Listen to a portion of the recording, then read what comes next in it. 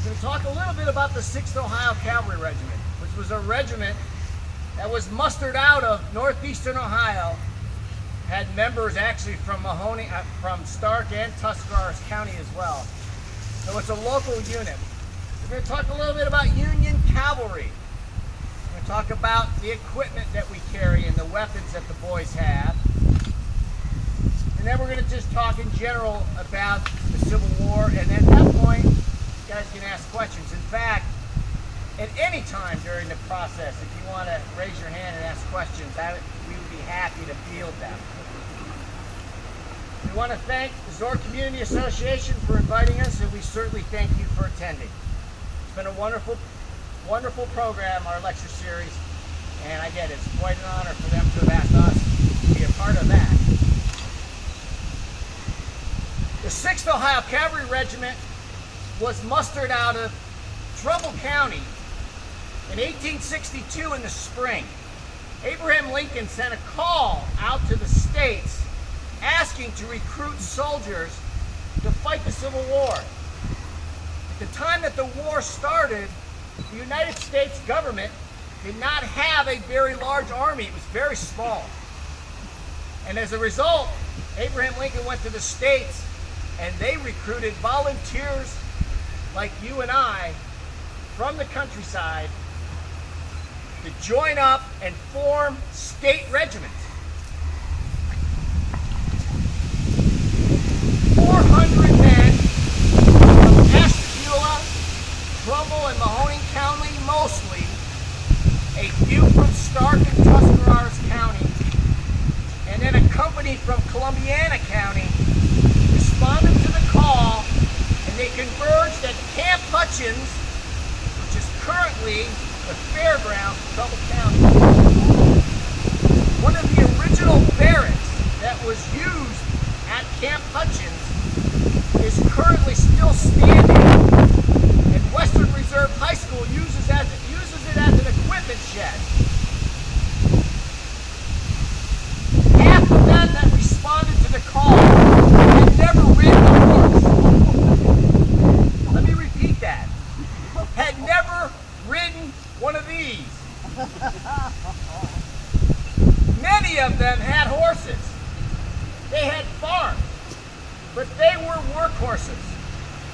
In 1862, in order to have a horse that you could ride, you had to be a family of means. You had to have a fair amount of money. That was a luxury, more so even than an automobile. Now, juxtaposition that with our friends in the South. When the war started, of course, the South had no army. It had no government. It formed the Confederate States of America government. Jefferson Davis was essentially appointed as the president.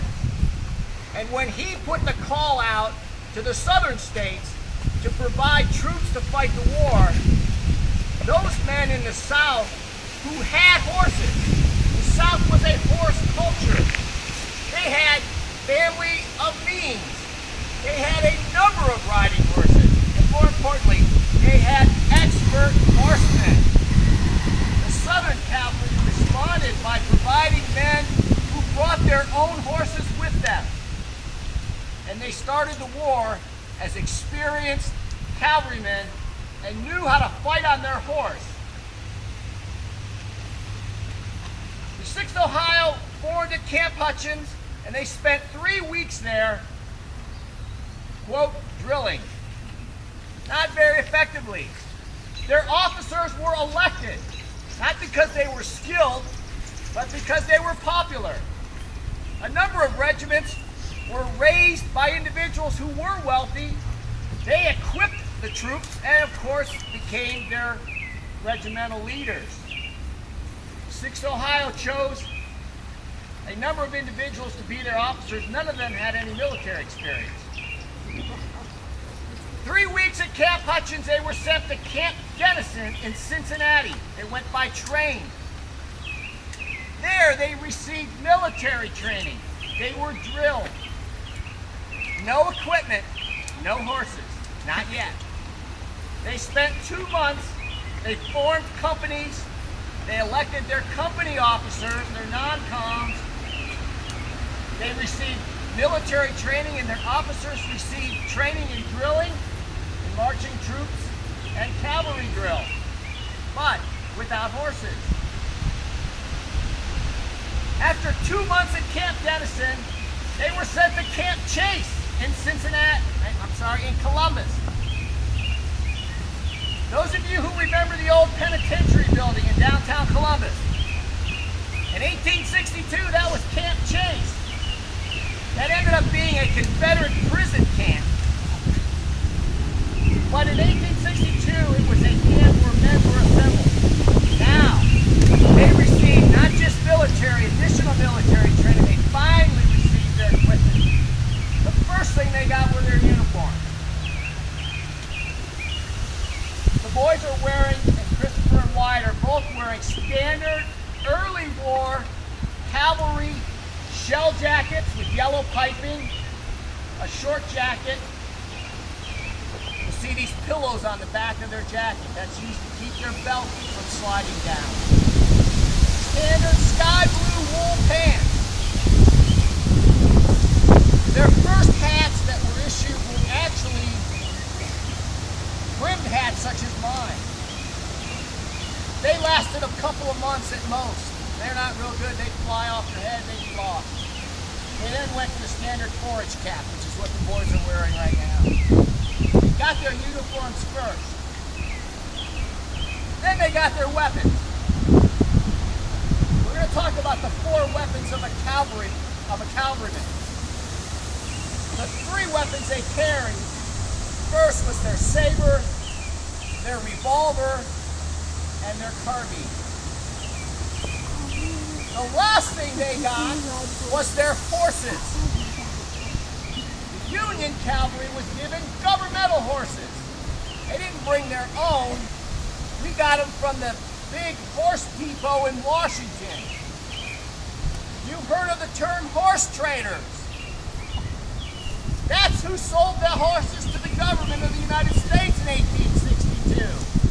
Half of them weren't worth much. More importantly, half of them probably had not been trained much. And remember what I said about the 6th Ohio Cavalrymen? Only half of them had ever ridden a horse. They drew lots to pick their horses. That's in the diary. Actually, the diary is kept at the McKinley Museum. A soldier from Company K from Stark County kept a running dialogue of his experience. This is how we know what happened in all these initial encampments.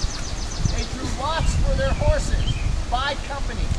They had 10 companies, A through M. I think there's no, what do they ignore? I think that's E or F, I can't remember.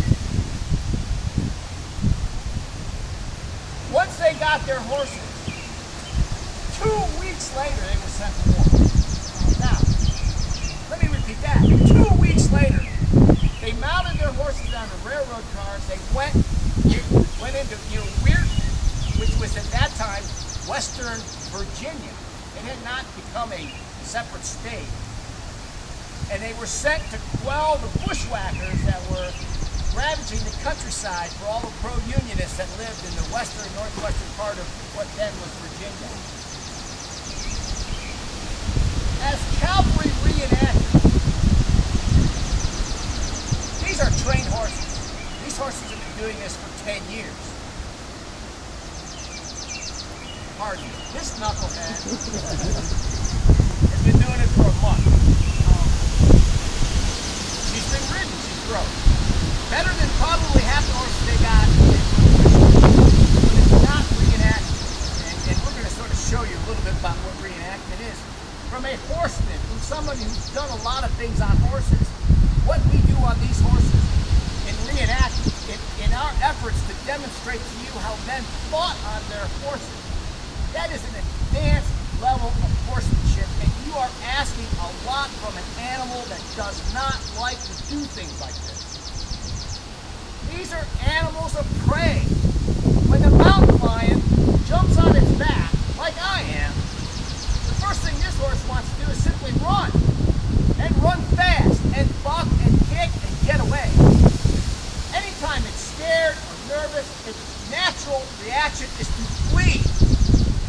We have to deprogram hundreds of thousands of years of evolution to try to convince the horse to be controlled and to perform as a cavalry horse. Now, we are lucky. These are magnificent animals. They have good memories. If you can marry up or match up a cue with a response that you want, these horses will never forget that. And you build upon that in your efforts to train a horse.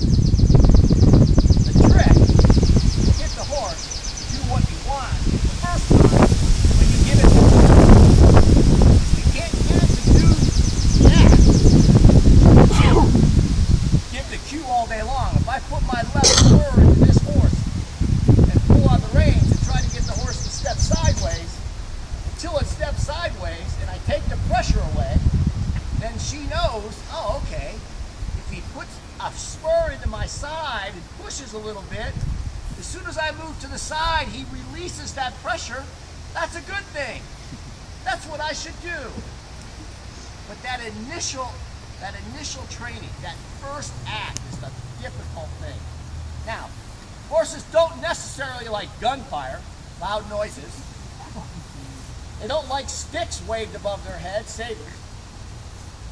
They don't necessarily like being lined up. Well, actually, they like being lined up next to one another. But they don't like being run across the field, head, nose into the face of a charging line of horses coming at them. And these are all part of the tactics that were part of the original cavalry, 6th Ohio, what they learned, I think, on the fly, and what we try to demonstrate in our reenactment.